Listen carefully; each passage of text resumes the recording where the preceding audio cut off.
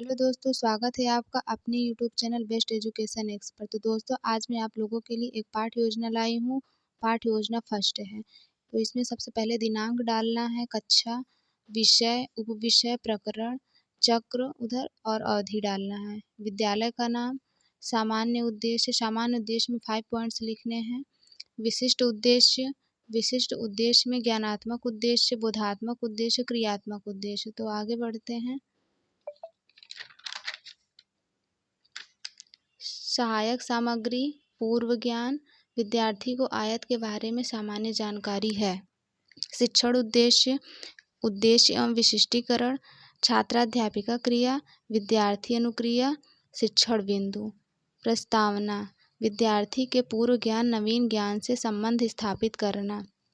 Question first है, बच्चों कक्षा में कौन पढ़ाता है? आंसर है अध्यापक। क्वेश्चन दूसरा है, अध्यापक लेखन संबंधी कार्य कहाँ करता है? श्यामपट्ट पर। श्यामपट्ट की आकृति कैसी है? आयताकार। आयत के बारे में आप क्या जानते हैं?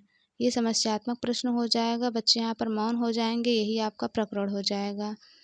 उद्देश्य कथन, छात्रों को विषय वस्तु से परिचित कराना। आज मैं आप लोगों को आयत के बारे में विस्तार पूर्वक बताऊंगी। विद्यार्थी ध्यान पूर्वक सुन रहे हैं, ये कथन विधि हो जाएगा। प्रस्तुतिकरण, पाठ को सरल एवं सुविधापूर्वक प्रस्तुत करना। अध्ययन अध्यापन की दृष्टि से प्रस्तुत पाठ को 2 भागों में बांटा गया है। सुविधा के लिए विद्यार्थी ध्यानपूर्वक सुन रहे हैं, ये कथन विधि है। प्रथम शिक्षण बिंदु, सभी छात्रों को आयत के बारे में विस्तृत जानकारी देना। स्पष्टीकरण, आयत ऐसी आकृति जिसमें आमने सामने की भुजा बराबर हो तथा लंबाई व चौड़ाई एक दूसरे पर 90 डिग्री का कोण बनाते हैं, आयत कहलाते हैं। विद्यार्थी ध्यान पूर्वक सुन रहे हैं, कथन विधि। ये फिगर है, लंबाई चौड़ाई। लंबाई को L से डिनोट करते हैं, चौड़ाई को B से। AB = CD, AC = BD। उदाहरण है खेत, खेल का मैदान, पेपर सीट आदि। बोधात्मक प्रश्न, विद्यार्थी के ज्ञान का मूल्यांकन करना। क्वेश्चन है, आयत के आमने सामने की भुजा कैसी होती है? आंसर बराबर होती है, ये प्रश्नीकरण कौशल है।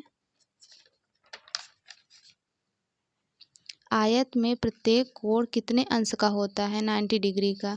विकासात्मक प्रश्न, विद्यार्थियों को पाठ की विस्तृत जानकारी देना। क्वेश्चन है, आयत के कुछ उदाहरण बताइए। खेत, खेल का मैदान आदि।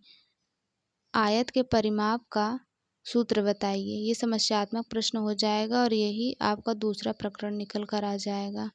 द्वितीय शिक्षण बिंदु, विद्यार्थियों को आयत के बारे में विस्तृत जानकारी देना।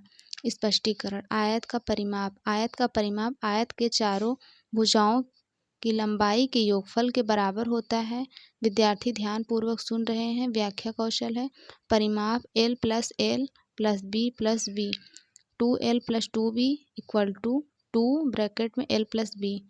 आयत का क्षेत्रफल आयत की लंबाई व चौड़ाई के गुणनफल को कहते हैं।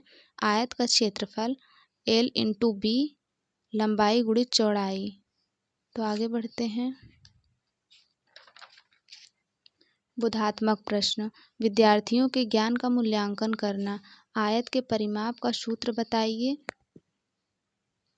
आंसर है 2L + B। क्वेश्चन दूसरा है, आयत के क्षेत्रफल का सूत्र बताओ। L × B। क्वेश्चन तीसरा है, आयत की लंबाई और चौड़ाई के योगफल को क्या कहते हैं? आयत का परिमाप। ये प्रश्नोत्तर विधि हो जाएगा। श्यामपट्ट कौशल, सभी विद्यार्थियों के प्राप्त ज्ञान को पुनः स्मरण करना। ये श्यामपट्ट कार्य है और विद्यार्थी ध्यानपूर्वक देखकर लिख रहे हैं, ये श्यामपट्ट कौशल हो जाएगा।